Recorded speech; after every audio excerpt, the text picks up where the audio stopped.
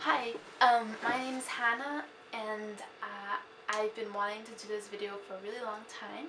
This is the story of how I got clear after years of really bad acne.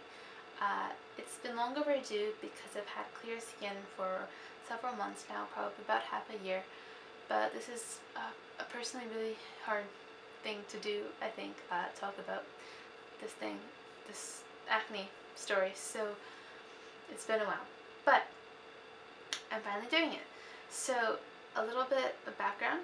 I got my first pimple in 2nd grade, and 4th grade I started to get a pretty serious acne. 6th grade I pretty much just had it on my nose and on my forehead. It was dark and red. About 8th grade it started to spread a bit more, and then 9th grade it was on my cheeks, which were at that point completely clear.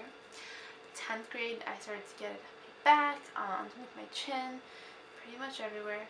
And then 11th grade, after seeing a dermatologist, which wasn't my first time, I had my lowest point. He prescribed me a benzoyl peroxide, which was 24% strength.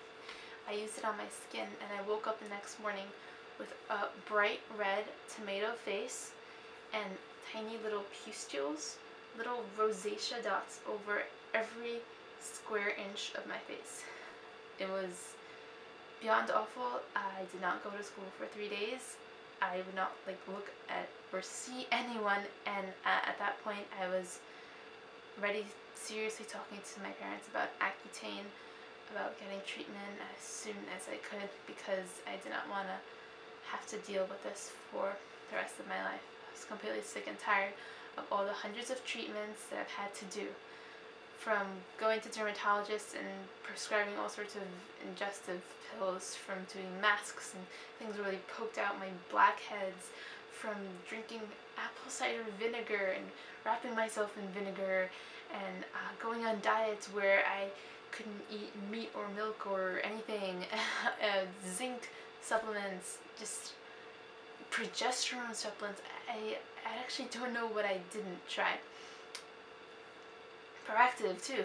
But I really got my solution from 2 different things.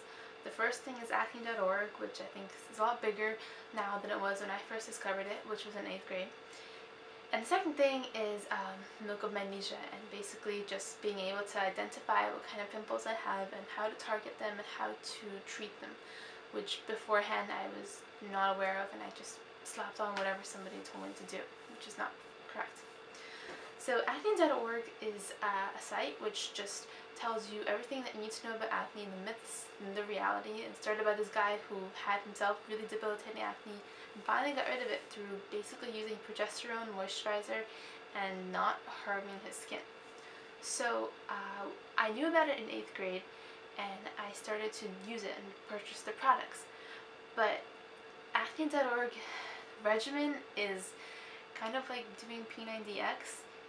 You have to really stick with it before you start to actually know that you're getting results. At first you really start to see stuff immediately, but it's irritating, your skin turns red, you can use too much, you can use not enough moisturizer. I completely didn't trust moisturizer at all because I personally have oily skin, but then I got over it and started using it.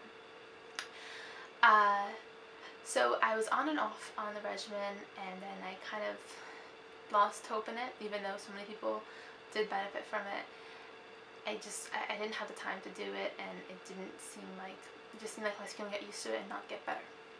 So in 11th grade I felt so horrible about it. I was like, maybe instead of Accutane I should give the acne.org one more try. It was, over the few years, the only thing that actually seemed to be doing something for me, and I always kind of kept ordering the products and having them hang around.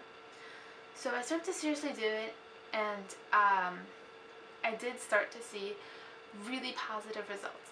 And my skin started turning flatter, less pimples, less redness. The benzoyl peroxide kind of became like creamy crack. I had to use it every single day. And let me show you. This is what I still have. I have the cleanser. There's the treatment. I actually still have the old bottle too. There You didn't even see that, but okay. And then there's the moisturizer, which I have all the huge bottles because I use quite a lot of bottles. But you use that twice a day, with space in between the cleanser to let your face dry, benzoyl peroxide to let your face absorb it, and the moisturizer. So I use that, and also for my acne, I used the alpha hydroxy acid. I was seeing positive results. I was pretty satisfied, but again I started to get this type of standstill. My skin was still really oily, and I just felt like maybe I was using too much product, and again feeling quite hopeless about my skin. That was last summer, so I'm a senior right now. But I started to think about my skin, my oily skin, and how most of the reason why I have acne is because of my genetics. And what should I do to combat, the oily skin during the day? Previously, I used to just clean it in the middle of the day. I would just whip out the cleanser and clean it, but that would lead to more irritation. So what I found out was something which I am so dependent on. It's called milk of magnesia, and it's used by people who have stomach problems because it absorbs the oil in the stomach and lets your system flush out. I saw people on YouTube use it for a primer for their makeup, because milk of magnesia is actually something used in all the expensive primers. They just sell it to you for $26 for a little tube. But it really did help a lot of people stop their oil during the day. So I bought it. It was cheap. Applied it with this brush. Something fell. Okay, and basically what I did was I used it in the morning for school, and then at night I would do the regimen, and my results just became drastically better. So by keeping my face, it really did work, especially in the beginning, practically oil free in the middle of the day, using these wipes, which are oil absorbing sheets. I like the plasticky kind. Not having oil was the top thing to combat my acne. Then of course I started to notice that the milk of magnesia made my face almost like furry, like a lot of dead skin. So at first I didn't really realize what that was, but I started to get darkening cheeks, and I was like, what is going on? So I really just had to exfoliate, which I've been doing before, but with all these like weird little products. And I found that best exfoliator is baking soda and jojoba oil, which is actually also from Acne.org. Excuse me, mixed together. So by doing that, what I do is I take a little of the baking soda, add a little water, and slow fit off of my skin. So my skin actually comes off in these little rubbery rolls. It's gross, I know. But then I really just immediately after I wash it off, I add the jojoba oil, and that just really soaks in, and I use that at night.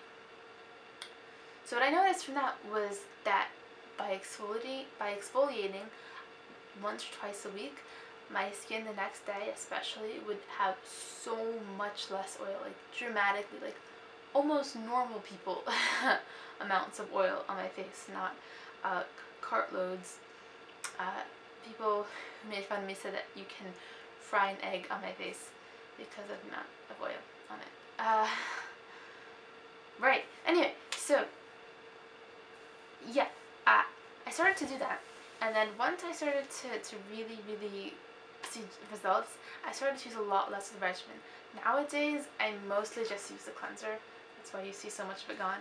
This cleanser is the best because there's no extra scents on it. If I use any other cleanser, and I have a couple of natural ones that I bought, the scents just like screw up my skin. So this cleanser is the best. It's the gentlest, and it does the most with the smallest amount. So I use that. Occasionally if I start to see a little bit of breakout, a little bit, haven't washed my face with, enough or as well, I will use a little bit of benzoyl peroxide, not too much because I will burn it off. And the moisturizer I pretty much use regularly. The alpha hydroxy not too much because actually my acne's been a lot better than usual. And then if I get like the occasional cyst, pretty big pimple, I'll just use 10% benzoyl peroxide. This is from Target, but you can actually get Clean and Clear. Pretty much any brand has 10% benzoyl peroxide.